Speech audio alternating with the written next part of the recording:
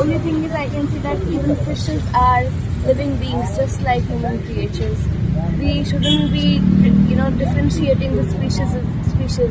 We should end speciesism and consider them as living beings, as living creatures, just the humans are. Fishes are just like human beings. They feel like us, they breathe like us, they have families just like us. They are living, feeling, sentient beings. And killing them just for food is never okay. We want Goans and the entire world to try to relate to the fish's fate and to consider going vegan. Fishes are killed in trillions of numbers across the world for no reason but to food. A lot of them go to waste. They are not even eaten. There are a lot of non-target animals like seals, like seabirds, gulls, sea turtles, etc. that are killed, that are protected under multiple national and international laws across the world.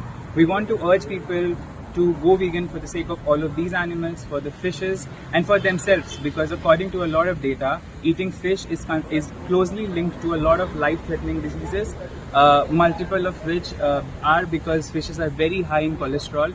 Is it possible in Goa to be a veg? Sir, the only thing that I can say is if you are a fish lover, love them actually.